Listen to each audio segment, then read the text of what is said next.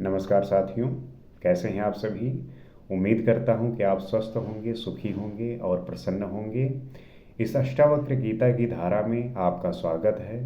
इस ज्ञान, मुक्ति, मोक्ष और वैराग्य की इस अवस्था को प्राप्त करने के लिए जिस फॉर्मूला की, जिस सूत्र की आवश्यकता है, हम उस पर विचार करते हैं, हम उस पर संवाद करते हैं, जानने का प्रयास करते हैं कि ऐसी कौन सी बात है जो हम अपने दैनिक जीवन में रहते हुए मिस करते रहते हैं और सांसारिक कष्ट को भोगते रहते हैं। परंतु अगर उसका हमें बोध हो जाए और अगर वो बात हमारे दिमाग में चलती रहे तो शायद हम उससे बचकर अपने जीवन में एक आनंद का प्रवाह कर सकते हैं। तो आइए समझने का प्रयास करते हैं और जानते हैं कि ऐसी कौन सी बातें हैं। न निंदति न च स्तौति न हिरष्यति न कुप्यति न ददाति न गृह्णाति मुक्तः सर्वत्र नीरसा। तात्पर्य क्या है? मुक्त महापुरुष ना ही निंदा करने वाला होता है, ना ही स्तुति करने वाला होता है, न हर्षित होता है, ना ही क्रोधित होता है। वह न देता है और ना ही ग्रहण करता है। वो सभी विषयों के प्रति उदासीनता का भाव रखने वाला होता है। परमात्मा समस्त प्रकार के रसों का रस है, पूर्णानंद है, आत्मानंद है। जिस प्राणी को उस आनंद की प्राप्ति हो गई, उस प्राणी को इस संसार के सभी रस रसहीन प्रतीत होने लगते हैं। वो जो परमात्मा है वो सारे रसों का रस है, पूर्णानंद है, आत्मानंद है। जो वो प्राप्त हो जाता है ना, तो उसके बाद ये संसार के जो भी रस हैं वो सारे रसहीन लगते हैं, सारे रसहीन प्रतीत होते हैं। इसलिए आत्मज्ञानी नीरस होता है। इसलिए जो आत्मज्ञानी होते हैं वो नीरस होते हैं। लोग कहेंगे कि बड़ा बोरिंग इंसान है, इसके अंदर कोई ऐसी चीज़ ही नहीं है जो इसके साथ रहकर मज़ा किया जा सके। अब उसे क्या पता है कि वो जो है उस आनंद की स्थिति में है जहाँ पे उस व्यक्ति ने सोचा तक नहीं। भाई, जो 24 घंटे स्थायी रूप से अपने आप को उस आनंद की स्थिति में है जहाँ पे आप कुछ क्षण के लिए किसी विषय वस्तु, सांसारिक विषय वस्तु पा के आप खुश होते हैं, वो 24 घंटा उसी स्थिति में है और उसको आप नीरस कह रहे हैं। चूंकि वो सांसारिक जीवन में रहकर वो संसारी काम नहीं कर रहा है, इसलिए आप उसको बोरिंग बोलते हैं। बोरिंग नहीं है, वो उस आनंद की स्थिति में है जहाँ पे आप उसे छू तक नहीं सकते, उसको महसूस नहीं कर सकते। उसके लिए आपको जो ये संसारी जीवन जी रहे हैं ना, इसको त्यागना पड़ता है। इन विषयों को दूर से दूर करना पड़ता है। उसे किसी से कोई रस नहीं मिलता। परमात्मा से जो संतुष्ट हो गया उसे इस नश्वर जगत में तृप्ति की आकांक्षा नहीं रहती। अर्थात जिसने अमृत का स्वाद चख लिया हो उसके लिए सभी रस नीरस हो जाते हैं।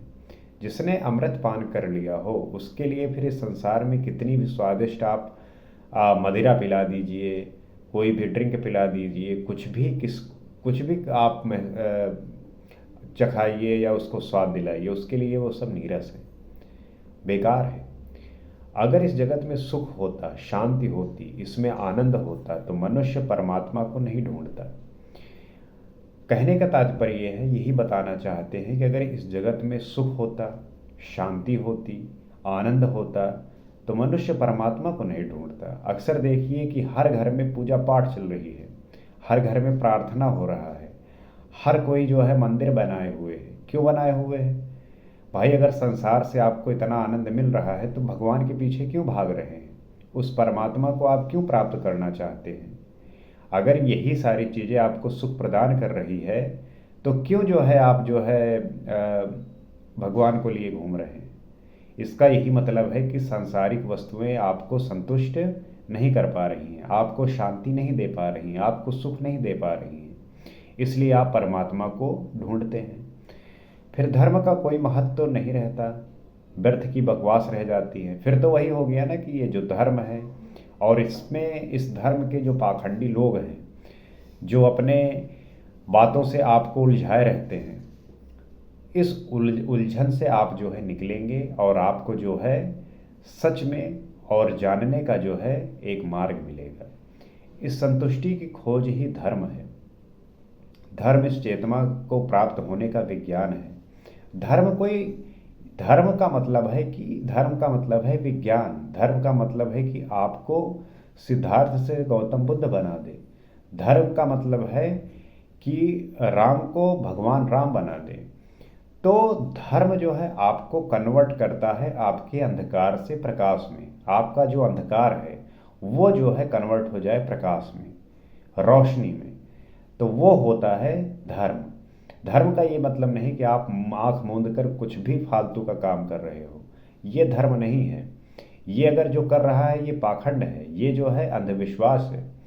और धर्म का मतलब ये नहीं कि आप जो है अंधविश्वास में जिए। धर्म का मतलब है एक विज्ञान, एक साइंस जो आपको अंधकार से प्रकाश की ओर ले जाए। कन्वर्जन हो तो सिद्धार्थ से गौतम जैसा। कन्वर्जन ये नहीं कि आप एक धर्म से दूसरे धर्म को अपना लिए, ये कन्वर्जन नहीं है। इसमें तो आपकी स्थिति वही रहेगी। आपका नाम किसी धर्म में कुछ और है, बदल के किसी धर्म में दूसरा हो गया, तो नाम बदला, जगह बदल सकती है, लेकिन आप बदले कि नहीं। आप बदलना आपको है। धर्म का मतलब है कि बदलाव, अंधकार से प्रकाश की ओर। संन्यास तथा वैराग्य उसका आरंभ है और जीवन मुक्त उसका अंत है। इस अवस्था में पहुंचा हुआ ज्ञानी दृष्टा मात्र बन जाता है, भक्त डूब जाता है। दोनों ही एक ही स्थिति हो जाती है। महर्षि अष्टावक्र का मार्ग दृष्टा का है। अष्टावक्र जो बात कह रहे हैं वो दृष्टा का है कि आप जो है एक सुख दुख में अंतर जो हो रहा है उसे देखिए। प्रसन्नता और निंदा में आपकी जो स्थिति है उसको देखिए। तो ये देखने की प्रक्रिया है, दृष्टा होने की। सूफियों ने भी साधना को 4 भागों में विभाजित किया है। जो सूफी हैं उन्होंने भी साधना को 4 भागों में विभाजित किया है। पहला शरीयत है, जिसमें विधि विधान, नियम उपाय, ढंग संयम आते हैं। हर धर्म में उसके अपने विधि विधान हैं, नियम उपाय हैं, ढंग और संयम है। तो जो सूफियों ने जो है साधना को विभाजित किया 4 में, उसका जो पहला है वो शरीयत है। शरीयत में यही है कि विधि विधान है, नियम उपाय हैं और ढंग संयम आते हैं। दूसरा है तरिफत। तरिफत का मतलब होता है जिसमें मनुष्य का अभिमान नष्ट हो जाता है, साधना समाप्त हो जाती है, मैं खो जाता है। हर धर्म में वही बातें बताई गई हैं, बस धर्म को आप सही तरीके से समझते हैं कि नहीं ये आप पे है। अगर आप इस बात को समझ गए तब आप पाएंगे कि मैं जो पढ़ रहा था, जो समझ रहा था, वो गलत समझ रहा था। समझना जरूरी है। धर्म कोई भी खराब नहीं है, बस धर्म की जो असली मूल है, जो वो बताना चाहती है, वो आपको समझना जरूरी है। और वो आप तब समझते हैं जब आप खुद से अध्ययन करते हैं, सुनी सुनाई बातों पे विश्वास नहीं करते। समस्या यही है कि कोई भी खोजना नहीं चाहता, कोई ढूंढना नहीं चाहता। हर कोई जो है बस सुनी सुनाई बातों पर विश्वास करता है, व्हाट्सएप यूनिवर्सिटी का सहायता लेता है। आप अध्ययन करिए, किताबें पढ़िए, खुद की अपनी रिचुअल की, अपने धर्म की किताबें पढ़िए। जो रिचुअल हैं उनको जानने का प्रयास करिए कि ये क्यों हैं। ऐसे ही थोड़ी मान लेना है आपको। तो पहला जो है सूफियों की जो साधना का जो 4 भागों में है, पहला है शरीयत। शरीयत में जो है विधि विधान, नियम उपाय, ढंग संयम। तरिफत है जिसमें मनुष्य का अभिमान नष्ट हो जाता है, मैं खत्म हो जाता है। तीसरा है मारिफत, जिसमें परमात्मा की झलक नजर आती है परंतु द्वैत बना रहता है।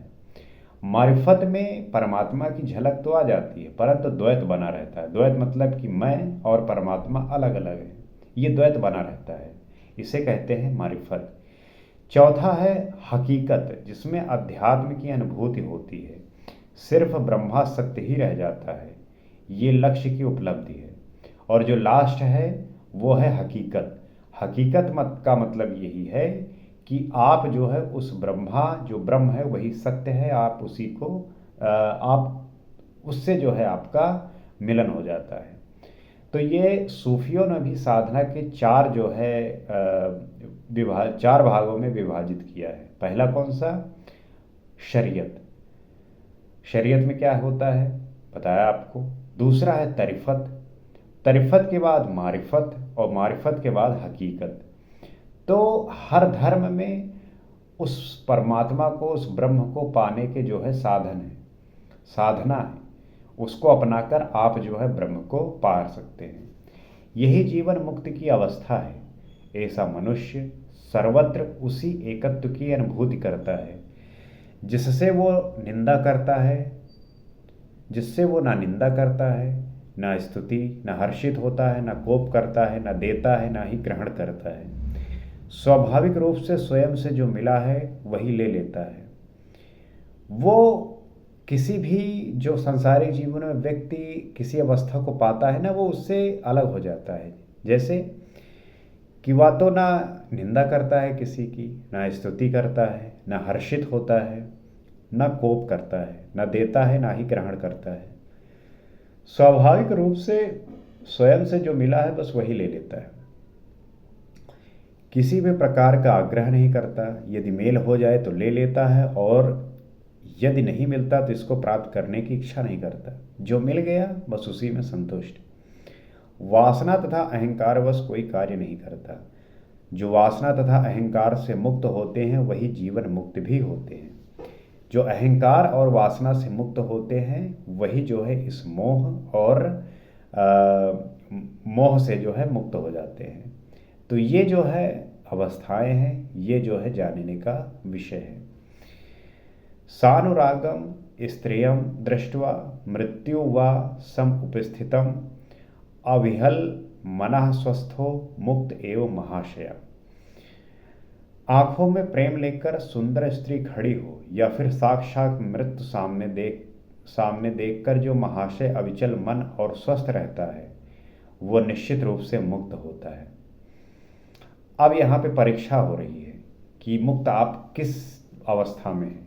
अगर ऐसी परिस्थिति आ जाए तब आपकी क्या हालत होगी। अनेक प्रकार के बंधनों का कारण ये मन ही है। जैसा आपको मैंने पहले बताया कि जो भी बंधन है उसका जो कारण है वो सिर्फ मन है आपका। इस मन को ही पकड़ना है, इसको ही दाबना है। मन दो बुराइयों के कारण ही कभी शांत नहीं रहता, वे हैं राग तथा भय। और ये जो मन है ये शांत इसलिए नहीं होता, इसके बस दो कारण है, एक राग और भय। एक प्रेम कहने का मतलब एक मोह, और दूसरा भय कि आप डरे होते हैं। जीवन में राग है, उसमें आकर्षण है। जीवन में मोह है, प्रेम है, तो आकर्षण होगा ही। विषयों में भी राग होते हैं जिनमें काम वासना सर्वाधिक शक्तिशाली होती है। विषयों में जो है राग होता है, उसमें आकर्षण होता है, और काम वासना सर्वाधिक शक्तिशाली होती है। इन विषयों में जो सबसे शक्तिशाली है वो है काम वासना। काम के द्वारा ही जीवन की उत्पत्ति होती है। ये जो काम वासना है ये इसी से जो है जीवन की उत्पत्ति होती है। साधारण सी बात है। वासना कामना सृजन की ऊर्जा का ही काम है। जो वासना है, जो कामना है, यही जो है सृजन की ऊर्जा का जो है काम है। ये संसार काम का ही विस्तारित रूप है। ये जो भी आप पूरा संसार देख रहे हैं ये काम का ही विस्तारित रूप है। इसलिए मनुष्य इसकी तरफ बड़ी तीव्रता पूर्वक आकर्षित होता है। दूसरा होता है मृत्यु का डर। अभी मैंने एक बुक पढ़ी, डेथ बाय सदगुरु। उसमें उन्होंने बताया कि जो डेथ है, जो मृत्यु है, इसको लोग लेके कभी बात तक नहीं करते, डरते हैं बात करने से। परंतु जो सबसे सत्य है और सटीक है वो है मृत्यु। इसको अगर आप समझने का प्रयास करेंगे तब जो है आप इसे जो है एंजॉय करेंगे। लोग जो है हर चीज़ की तैयारी करते हैं, जीवन जीने की तैयारी करते हैं, हर तरीके की तैयारी करते हैं, परंतु मृत्यु की तैयारी कोई नहीं करता। मृत्यु की तैयारी जो करता है उसका जो समय है उसके अंतिम अवस्था में वो बड़ा अच्छा होता है। क्योंकि जब आप तैयारी करते हैं तो उसके प्रति आप जागरूक होते हैं, उसके प्रति आप जो है समझ आती है। और जब तैयारी नहीं होती तो फिर वो आपको कष्ट देता है। आप जो है बिल्कुल अचानक होता है तो आप डरते हैं। क्योंकि प्राणी की जीवित रहने की इच्छा बहुत प्रबल होती है, इसलिए वो सब कुछ सहन करके भी जीवित रहना चाहता है। जो व्यक्ति की जीवित होने की इच्छा है वो बहुत प्रबल होती है, इसलिए वो सब प्रकार के कष्ट जो है सहन करता है, परंतु जीवित रहना चाहता है। व्यक्तियों को देखो, ऐसे ऐसे कष्ट सह के भी वो जी रहे हैं। क्यों जी रहे हैं? क्योंकि जीवन जीना जो है वो बड़ा ही प्रबल होता है, हर कोई जीना चाहता है। मृत्यु का डर भी राग तथा वासना के कारण होता है। लोग डरते पता क्यों है? क्योंकि ये राग और वासना के कारण, कि अभी तो ये मैंने किया ही नहीं। जैसे आप देखेंगे, आपके आसपास लोग मिल जाते हैं, अपने पेरेंट्स के ही बारे में देखेंगे कि अब भैया के बियाह कर ली ना, अब जो उन्हें भैया के लड़का जो उन्हें बड़ा हो रहा है, बहू के बियाह हो जाए, तब जो उन्हें मरी तब बढ़िया होए। तो ऐसी जो है वो सोच रखते हैं, मतलब कि कुछ पूर्ण हुआ है उसके बाद भी उनका जो है किसी भी विषय के प्रति अभी इच्छा बाकी है, और यही जो है वो मृत्यु से डराती है। अब जाहिर सी बात है कि उसके होने में अभी समय है, आप जो है मरने के कगार में हैं, तो आप सोचते हैं कि भैया के बियाह कर ले तब जो है मरी। अब आप ऐसा सोच रहे हैं तो आप डर रहे हैं, क्योंकि आपको हमेशा इस बात का डर रहेगा कहीं पहले न मर जाइए, और अगर पहले आप मर जाएंगे तब भैया के बियाह कैसे करेंगे। तो जिस मनुष्य ने इस संसार के भौतिक सुखों को पूर्ण रूप से नहीं भोगा है, अतृप्त है, उसी को मृत्यु का डर सबसे ज़्यादा होता है। तो जो मनुष्य है इस संसार के भौतिक सुखों को पूर्ण रूप से नहीं भोगा, तो वो जो है सदैव अतृप्त रहता है, उसी को जो है मृत्यु का डर सताता है। और जो भोगता है उसका इन विषयों के प्रति इतनी आसक्ति होती है कि वो मरना नहीं चाहता, वो चाहता है कि मैं इसे भोगता ही रहूं। तो ये राग वासना समाप्त हो जाती है तो वो मृत्यु से भयभीत नहीं होता, परंतु जब ये राग और वासना समाप्त हो जाती है तब जो है उसे मृत्यु से डर नहीं लगता। अतएव प्रवृत्ति तथा भय दोनों एक ही सिक्के के दो पहलू हैं। शरीर में जीने वाले के लिए मुख्य रूप से आकर्षण का केंद्र काम वासना है, लेकिन ये काम वासना शरीर का नहीं बल्कि मन का दोष है। काम वासना शरीर का दोष नहीं बल्कि मन का दोष है। अब इसको आप समझिए कि शरीर में कहेंगे कि हार्मोन जो है बड़ा हार्मोन के उससे हो रहा है, परंतु जो प्रमुख कारण है वो मन का है। अब शरीर तो साधन मात्र होता है, आपको पता है कि मन का जो है बस मन जो है सोच लिया, करना तो शरीर के माध्यम से है ना, साधन तो शरीर है जो मन के आदेशानुसार सक्रिय तथा निष्क्रिय होता है। अतएव सिर्फ शरीर को रोक देने से वासना मुक्त नहीं हुआ जा सकता। मतलब कि शरीर को रोक देने से वासना से मुक्ति नहीं मिल सकती, आपको मन पकड़ना होगा। ये मन है सारा खेल कराता है। जब वो कामना का त्याग मन से करेगा तभी वो इनसे मुक्त हो सकता है। मन से त्याग करना होगा वासना का, ऐसे नहीं मिलेगी मुक्ति आपको।